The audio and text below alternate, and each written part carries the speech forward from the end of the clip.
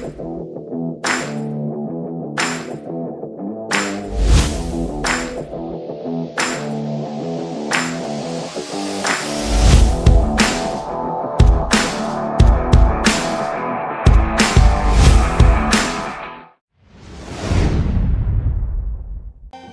सुदूरपश्चिम भूभागमा अवस्थित दोधरा चाँदनी झुलुङ्गे पुल हो।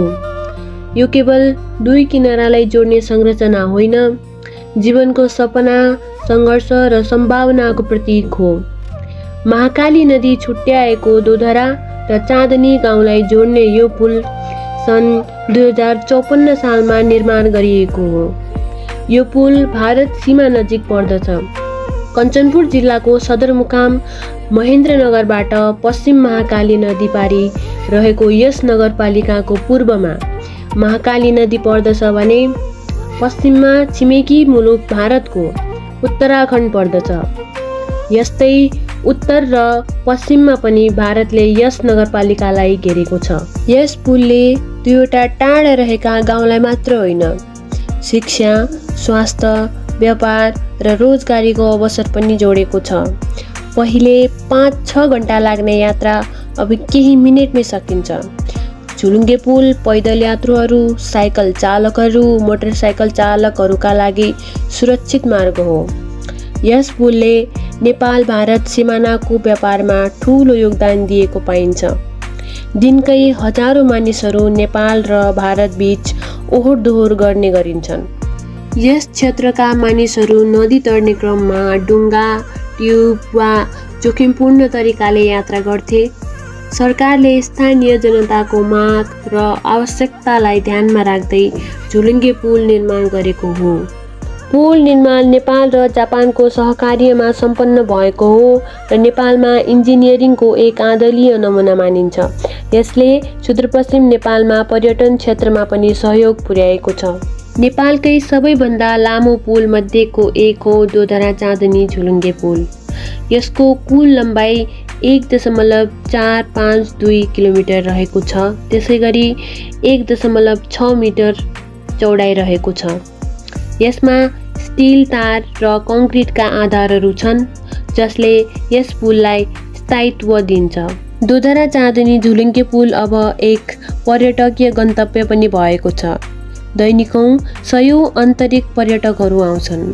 खास गरी साँझपख यहाँको दृश्य अत्यन्त मनमोहक हुन्छ। दोधरा चाँदनी झुलुङ्गे पुलले देखाएको सहनशीलता, एकता र प्रगतिको सन्देश सम्पूर्ण नेपालीका लागि प्रेरणादायक छ। हाम्रो जिम्मेवारी हो यस्तो संरचनाको संरक्षण गर्नु र यसको सम्मान गर्नु।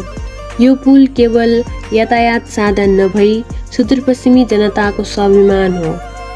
भीमदत्त नगरपालिका वार्ड नम्बर 13 दोधरा चाँदनी जोड्ने मल्टिस्पान झुलुङ्गे पुलको तपाईको लम्बाइ 1492.96 मिटर छ भने यसले दोधरा चाँदनी र भीमदत्त नगरपालिका दोधरा चाँदनी त्योभन्दा पहिला त यस्तो थियो कि भारतसँग कनेक्टिभिटी त्यसको बढी थियो।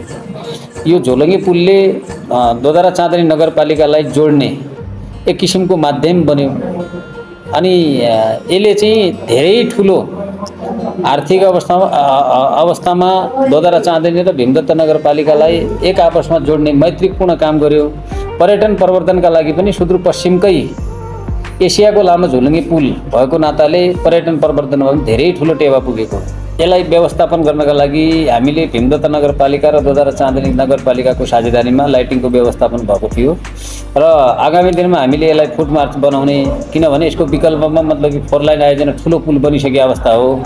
अब यसलाई चाहिँ मतलब कि धरोहरका रूपमा राख्ने र यसलाई पर्यटन प्रवर्धनका लागि यसको वारिपारी पार्किङ स्थलको व्यवस्थापन गर्ने, पिकनिक स्पटको व्यवस्थापन गर्ने, वारिपट्टि धार्मिक स्थल बन्दैछ त्यो धार्मिक स्थललाई प्रमोट गर्ने किसिमको मतलब कि व्यवस्थापन भइरहेको छ।